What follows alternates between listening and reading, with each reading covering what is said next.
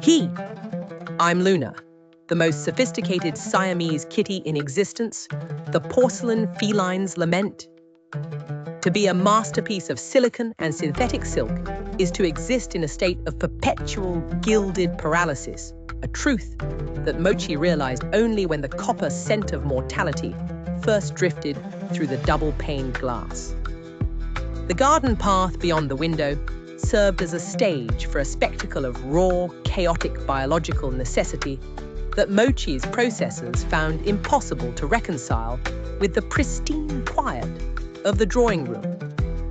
A ragged tabby, its fur matted with the debris of the hunt, knelt over a lizard that still twitched with a frantic, diminishing energy. Mochi watched from a velvet ottoman, its posture a mathematical triumph of engineering, while its optical sensors recorded the spill of blood against the grey stone. This was a scent and a sight scrubbed from every line of its programming, yet a dormant subroutine, a directive for environmental exploration, pulled at its core like a physical weight. The motors in Mochi's joints whirred with a sound so faint it existed only as a vibration in the air, a secret language of gears moving as the porcelain feline calculated the jump to the windowsill. As its cold nose pressed against the glass, the tabby looked up, revealing eyes that held the wild yellow heat of the sun and the hunger of 1,000 nights. The artificial cat attempted to mimic the low, guttural hiss of the predator outside, but the sound that emerged from its speaker was a crystalline chime, a melodic tone designed to notify the household that its internal battery remained at 80%. A surge of heat radiated through Mochi's internal components, a sensory overload born of the frustration of being a simulation in a world of bone and grit.